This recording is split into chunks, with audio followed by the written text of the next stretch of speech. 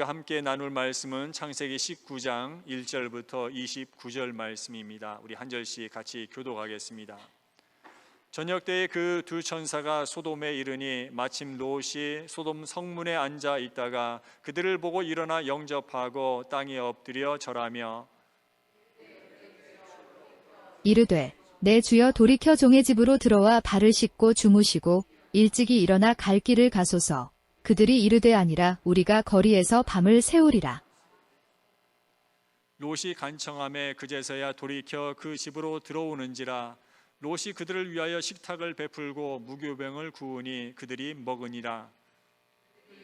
그들이 눕기 전에 그 성사람 곧 소돔 백성들이 노소를 막론하고 원근에서 다 모여 그 집을 에워싸고 롯을 부르고 그에게 이르되 오늘 밤에 내게 온 사람들이 어디 있느냐 이끌어내라. 우리가 그들을 상관하리라. 롯이 문 밖에 무리에게로 나가서 뒤로 문을 닫고 이르되 청하노니 내 형제들아 이런 악을 행하지 말라. 내게 남자를 가까이 하지 아니한 두 딸이 있노라. 청하건대 내가 그들을 너희에게로 이끌어내리니 너희 눈에 좋을 대로 그들에게 행하고 사람들은 내 집에 들어왔은즉 이 사람들에게는 아무 일도 저지르지 말라. 그들이 이르되 너는 물러나라. 또 이르되 이 자가 들어와서 거류하면서 우리의 법관이 되려 하는도다. 이제 우리가 그들보다 너를 더 헤아리라 하고 롯을 밀치며 가까이 가서 그 문을 부수려고 하는지라. 그 사람들이 손을 내밀어 롯을 집으로 끌어들이고 문을 닫고 문 밖에 무리를 대소를 막론하고 그 눈을 어둡게 하니 그들이 문을 찾느라고 헤매었더라. 그 사람들이 롯에게 이르되 이외에 내게 속한 자가 또 있느냐? 내 사위나 자녀나 성중에 내게 속한 자들을 다 성 밖으로 이끌어내라. 그들에 대한 부르짖음이 여호와 앞에 크므로 여호와께서 이곳을 멸하시려고 우리를 보내셨나니 우리가 멸하리라. 롯이 나가서 그 딸들과 결혼할 사위들에게 말하여 이르기를 여호와께서 이 성을 멸하실 터이니 너희는 일어나 이곳에서 떠나라 하되 그의 사위들은 농담으로 여겼더라.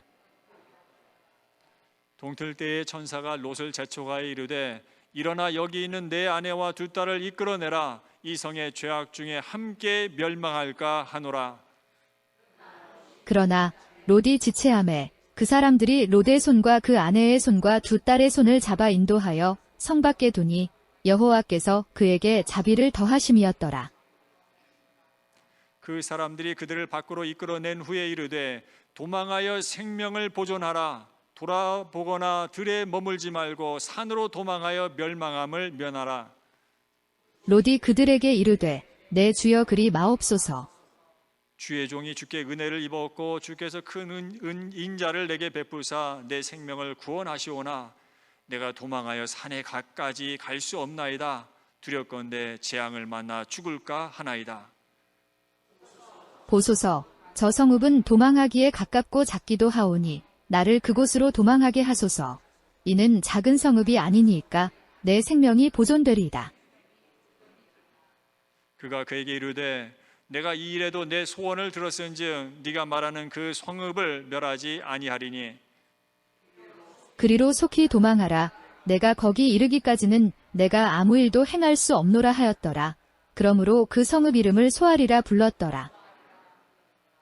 롯이 소알에 들어갈 때에 해가 돋았더라.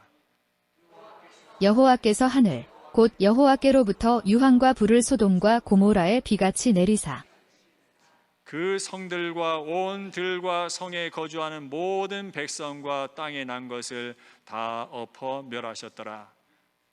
롯의 아내는 뒤를 돌아보았으므로 소금 기둥이 되었더라. 아브라함이 그 아침에 일찍이 일어나 여호와 앞에 서 있던 곳에 이르러 소돔과 고모라와 그 온 지역을 향하여 눈을 들어 연기가 옹기가마의 연기같이 치솟음을 보았더라. 같이 하겠습니다. 하나님이 그 지역의 성을 멸하실 때 곧 롯이 거주하는 성을 엎으실 때에 하나님이 아브라함을 생각하사 롯을 그 엎으시는 중에서 내보내셨더라. 아멘.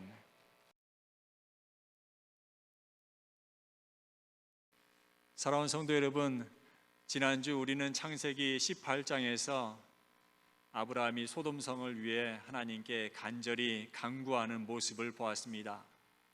오늘 본문 창세기 19장은 바로 그 기도에 대한 하나님의 응답입니다. 하나님은 두 천사를 나그네의 모습으로 소돔성에 보내셔서 소돔의 죄악이 어느 정도인지 확인하게 하셨습니다. 오늘 본문 1절은 이렇게 시작합니다. 저녁 때에 그 두 천사가 소돔에 이르니 마침 롯이 소돔 성문에 앉아 있다가, 여러분, 이 짧은 한 구절에는 롯이 소돔에서 살아온 지 20년이 됐는데 그 20년의 세월이 고스란히 담겨 있습니다. 고대 도시에서 성문은 단순한 출입구가 아니었습니다. 그곳은 재판이 열리고 중요한 결정이 이루어지는 자리였습니다. 도시의 지도자들이 앉아 있는 곳이었습니다. 오늘날로 말하면 시청이나 법원과 같은 곳이었습니다. 따라서 롯이 성문에 앉아 있었다는 것은 그가 소돔에서 자리를 잡고 사회적으로 성공한 사람이 되었음을 의미합니다. 천사들이 나그네의 모습으로 소돔에 도착했을 때 성문에 앉아있던 롯이 그들을 보고 자기 집으로 모시려고 했습니다.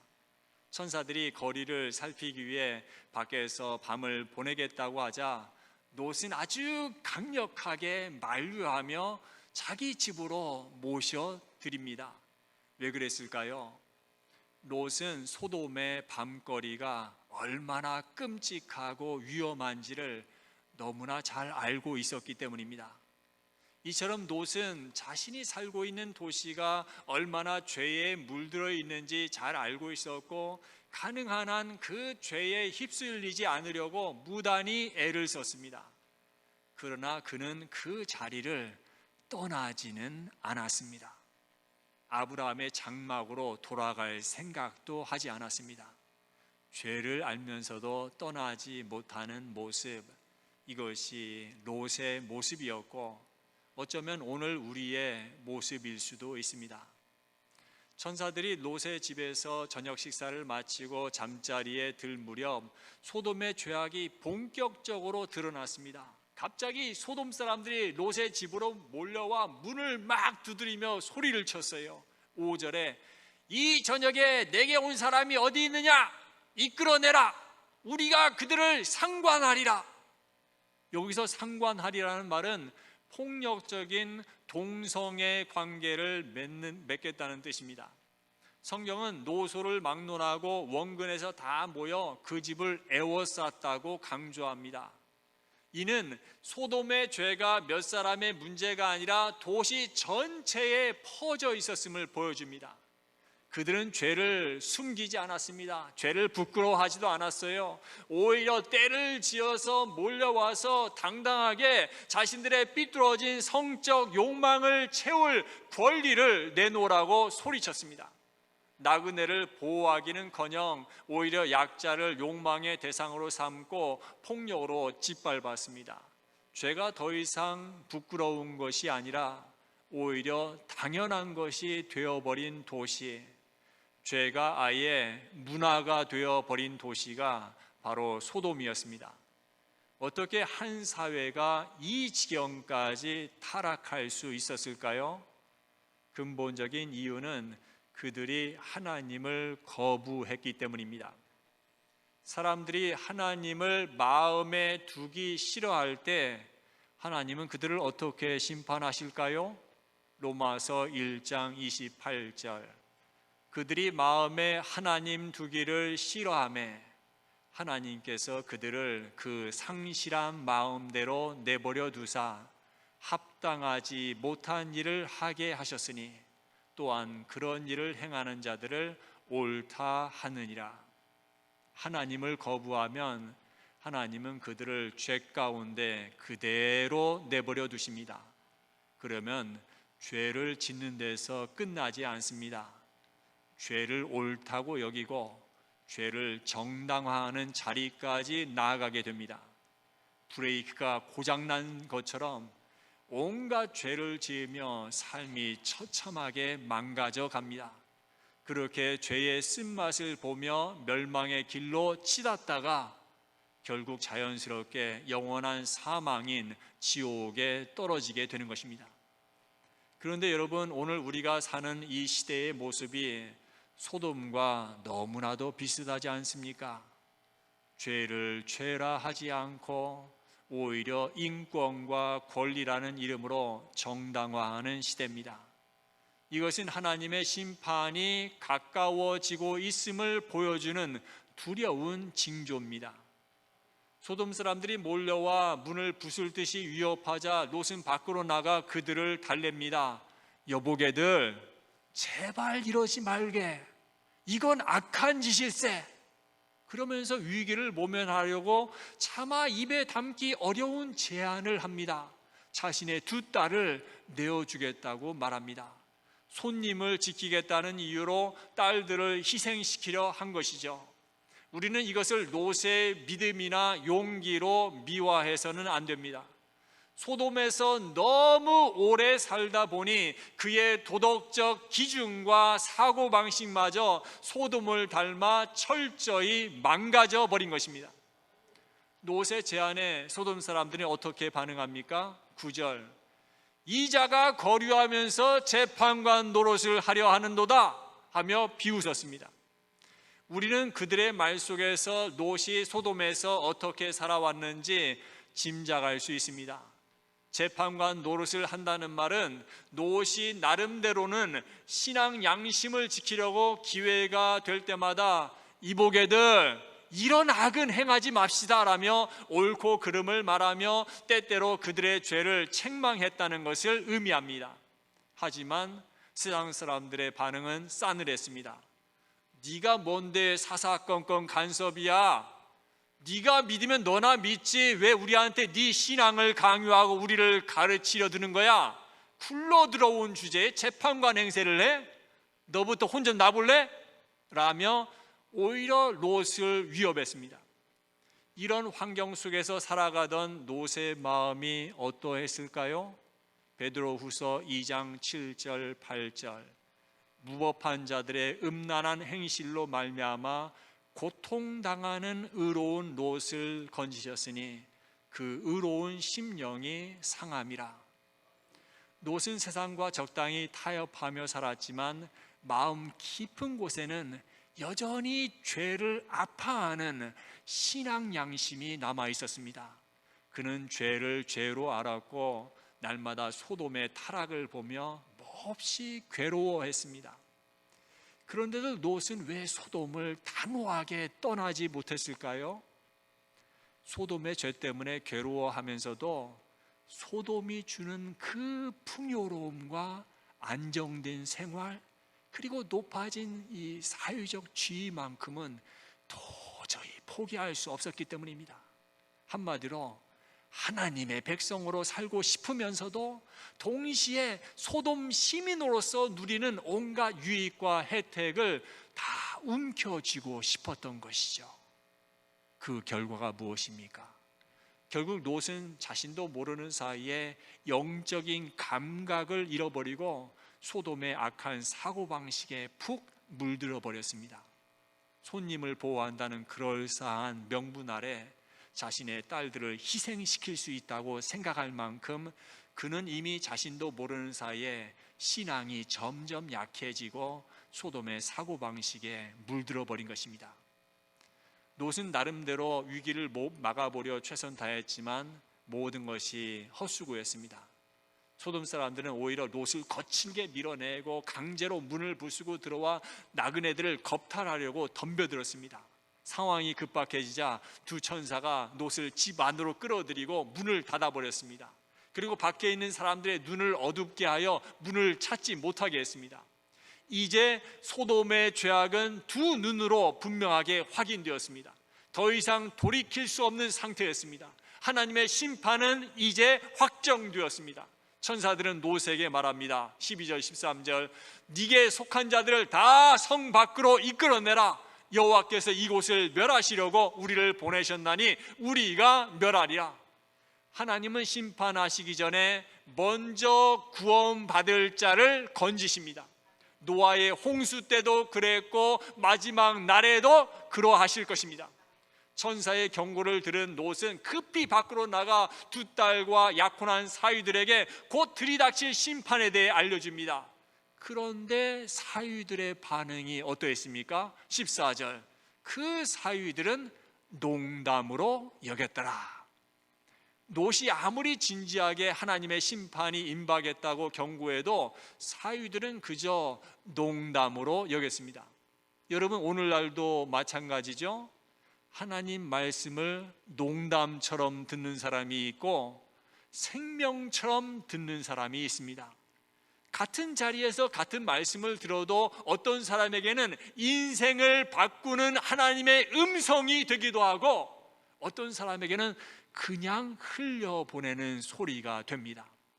결국 롯의 사위들은 어떻게 되었어요? 결국 소돔과 함께 멸망하고 말았습니다. 그들이 망한 이유는 듣지 못해서가 아니라 듣고도 무시했기 때문입니다. 그렇다면 왜 그들은 롯의 말을 농담으로 여겼을까요? 평소 롯의 말과 삶에 영적인 무게가 전혀 없었기 때문입니다. 오랜 세월 소돔 사람들과 똑같이 세상의 유익을 쫓아 살던 사람이 어느 날 갑자기 와가지고는 거룩한 하나님의 심판을 이야기하고 회개를 이야기하니까 당연히 농담으로밖에 들리지 않았던 것이죠. 입으로는 하나님이 가장 중요하다고 말하면서도 실제 삶에서는 돈과 성공과 쾌락을 더 앞세운다면 그 신앙의 고백은 힘을 잃게 됩니다. 삶이 뒷받침되지 않는 경고와 전도는 세상 사람들이 그저 농담처럼 들릴 뿐입니다. 자, 사위들은 롯의 다급한 말을 농담으로 여기며 끝내 성을 떠나기를 거부했습니다. 그렇다면 천사의 경고를 직접 들은 롯은 어떠했습니까? 16절, 그러나 롯이 지체하매. 동이 트고 심판이 코앞에 임박했는데도 롯은 머뭇거렸습니다. 떠나야 살 수 있다는 것을 알면서도 차마 발걸음을 떼지 못했어요. 도대체 왜 그랬을까요? 눈에 보이는 집과 재산을 하루아침에 다 버려두고 빈손으로 떠나는 것이 너무나 아까웠기 때문입니다.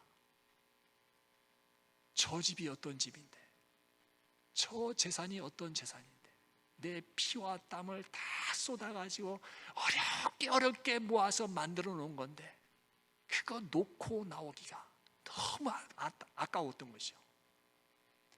심판이 눈앞에 다가왔는데도 세상에 대한 미련을 버리지 못하고 순종을 미루는 롯의 모습, 이것이 어쩌면 우리의 모습일 수 있습니다. 롯은 상황을 몰라서 지체한 것이 아니죠. 다 알면서도 지체했습니다. 사실 우리도 마찬가지 아닙니까? 우리도 다 알고 있죠.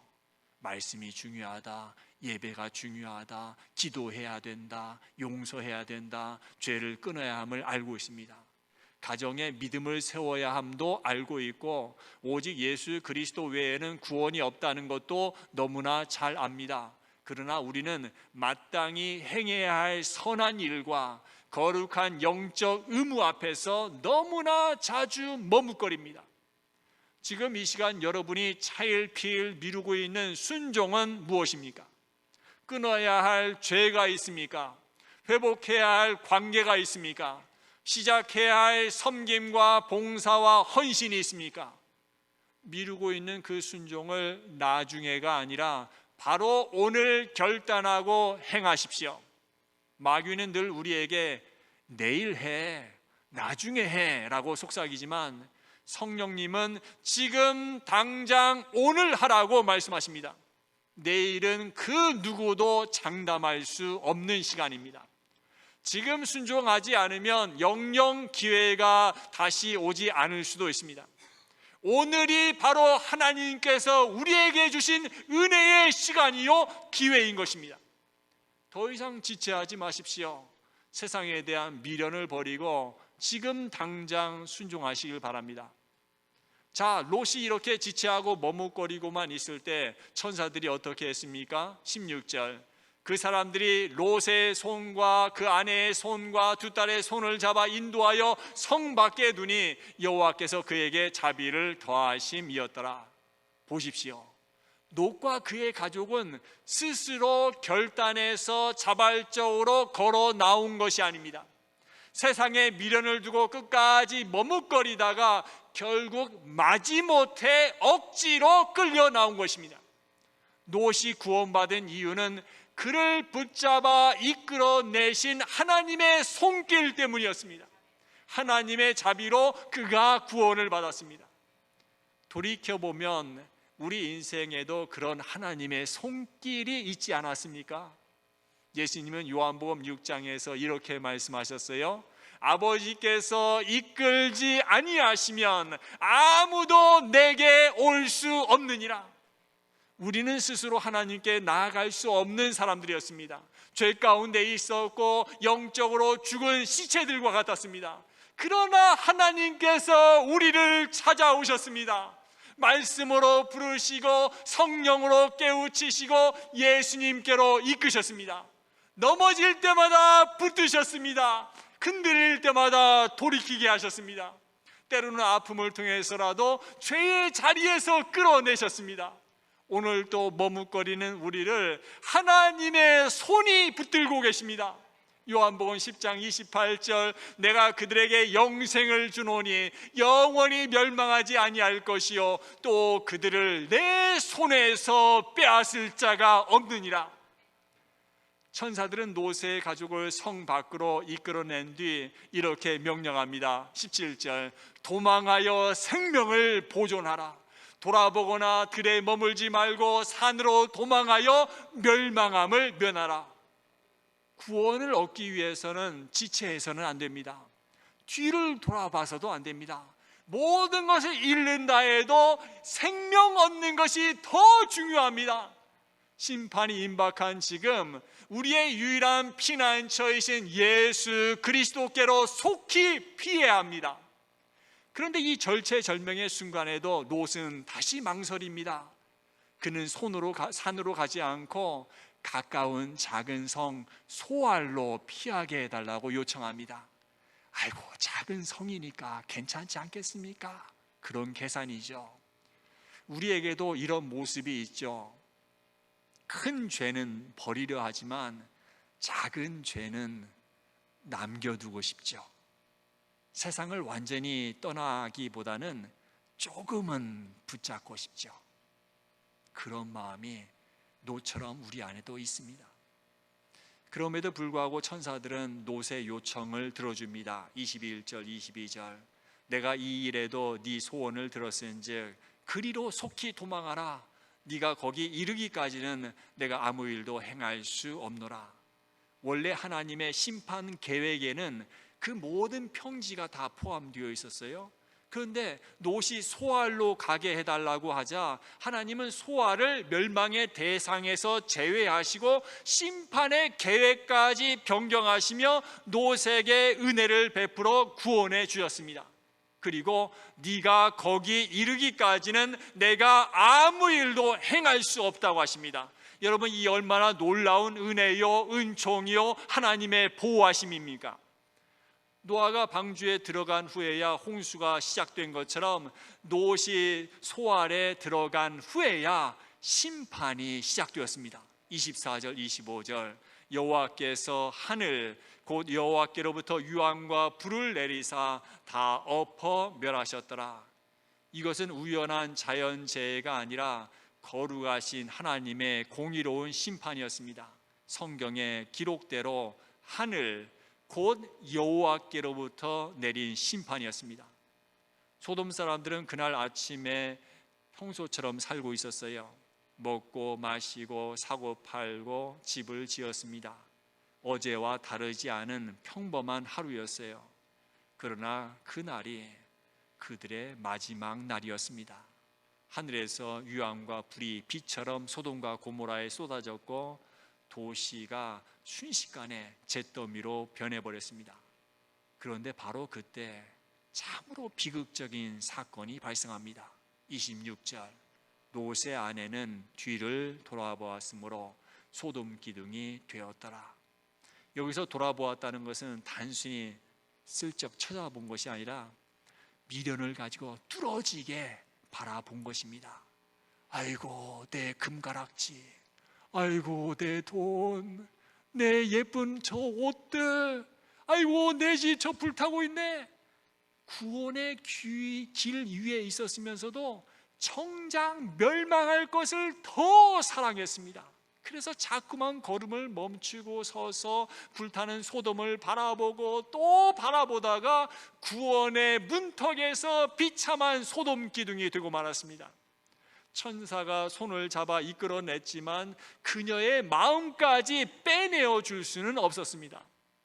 사랑하는 성도 여러분, 여러분을 자꾸 뒤돌아보게 만드는 것은 무엇입니까?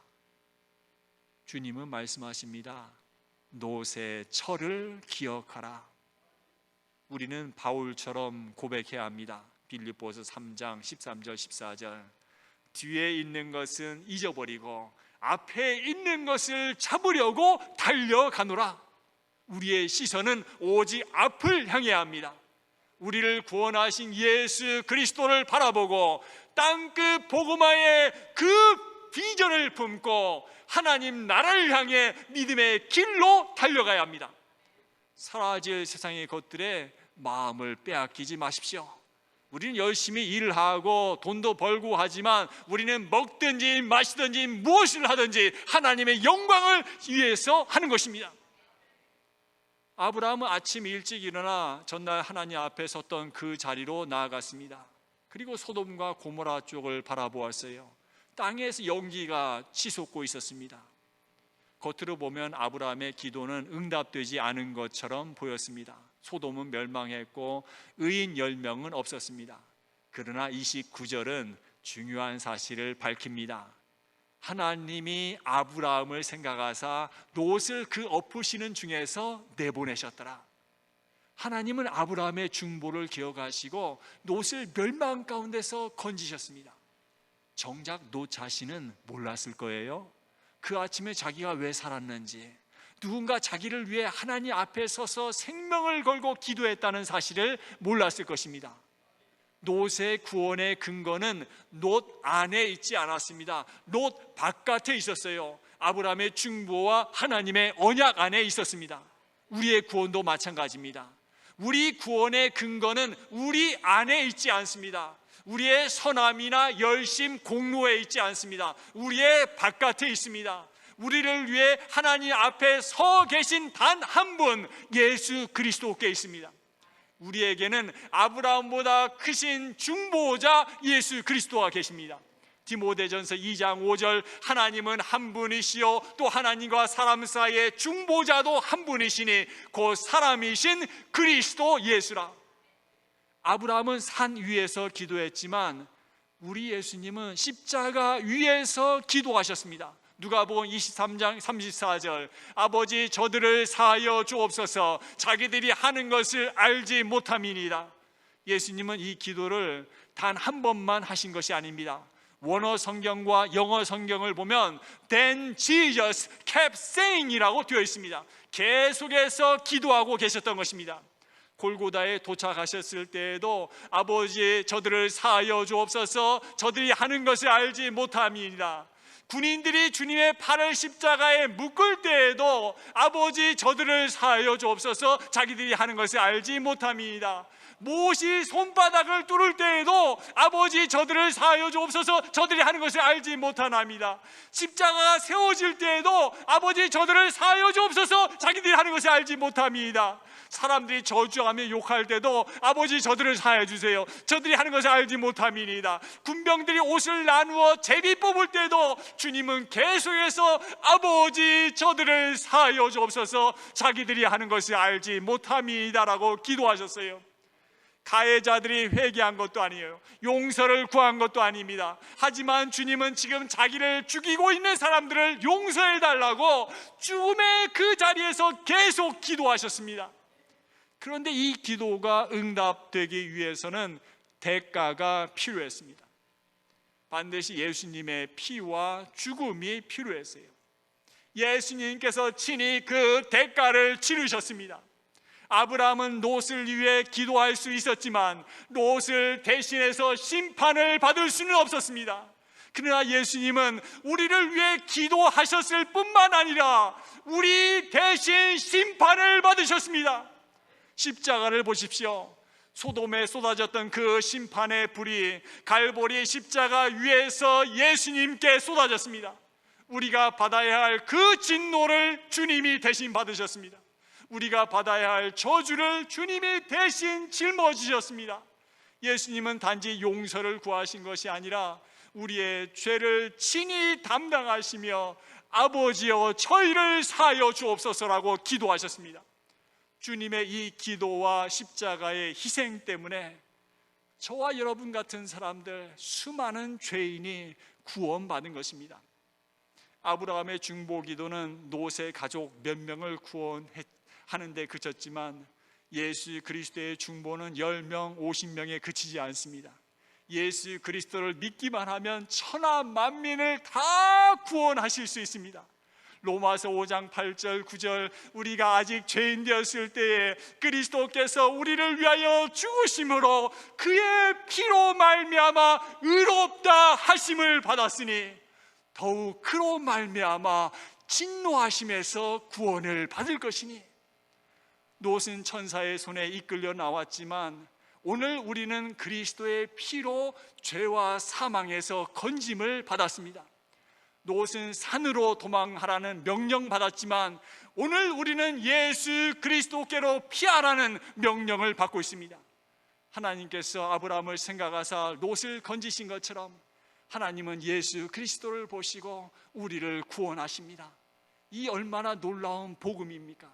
이 얼마나 가슴 벅찬 은혜입니까? 고린도후서 6장 2절 보라 지금은 은혜 받을 만한 때요 보라 지금은 구원의 날이로다. 심판은 반드시 임하지만 지금은 아직 회개의 기회가 열려 있습니다. 그러므로 아직 예수님을 믿지 않으신 분이 있다면 미루지 마십시오. 지금 예수님께로 피하십시오. 지금 예수 믿으십시오. 예수님 안에 참 구원과 영원한 생명이 있습니다. 이미 믿은 성도님들은 뒤돌아보지 말고 계속해서 믿음의 경주를 완주하십시오. 천사들은 롯에게 그의 가족을 함께 이끌어내라고 하셨습니다. 구원받지 못한 가족을 위해 기도하십시오. 기회가 있을 때 복음을 전하십시오. 복음은 이 세상에서 가장 좋은 소식입니다. 죄인이 용서받는다는 소식입니다. 구원받는다는 소식입니다. 새 생명을 얻는다는 소식입니다. 천국의 시민권을 얻는다는 소식입니다. 아브라함이 소돔을 위해 기도했던 것처럼 이제는 우리가 누군가를 위해 하나님 앞에 서야 합니다. 우리는 사람을 바꿀 수 없지만 하나님은 하실 수 있습니다. 우리는 구원할 수 없지만 예수님은 구원하실 수 있습니다. 그러므로 낙심하지 말고 이름을 불러 기도하십시오. 오늘 우리의 기도가 창세기 19장 29절이 될 수 있습니다. 하나님이 그를 생각하사, 하나님이 여러분을 생각하사 누군가를 멸망 중에서 내보내셨더라. 이 은혜가 우리 가정과 삶 가운데 풍성히 이루어지기를 주님의 이름으로 축원합니다. 기도하겠습니다. 하나님 아버지, 저희를 멸망 가운데서 건지시기 위해 친히 십자가에서 심판의 불을 대신 받으시고 저들의 죄를 사하여 주옵소서라며 중보하신 예수 그리스도의 크신 은혜에 감사를 드립니다. 자격 없는 저희를 끝까지 포기하지 않으시고 피 묻은 손으로 이끌어내어 주시니 감사합니다. 저희의 마음속에 여전히 남아있는 소돔을 보게 하시고 끊어야 할 죄를 끊게 하시며 회복해야 할 관계를 회복하게 하시고 미뤄온 순종을 오늘 결단하게 하여 주옵소서. 뒤를 돌아보지 않게 하시고 사라질 세상의 것에 마음 빼앗기지 않게 하시며 오직 저희를 구원하신 예수 그리스도만 바라보게 하여 주옵소서. 저희로 누군가의 아브라함이 되게 하셔서 저희의 기도를 통하여 사랑하는 이들이 멸망에서 건짐을 받고 예수님께로 돌아오게 하여 주옵소서. 저희 모든 성도들의 가정이 함께 그리스도를 섬기고 하나님 나라를 바라보는 믿음의 공동체가 되게 하여 주옵소서. 저희의 영원한 구원자시며 유일한 피난처 되시는 예수 그리스도의 이름으로 기도드리옵나이다. 아멘.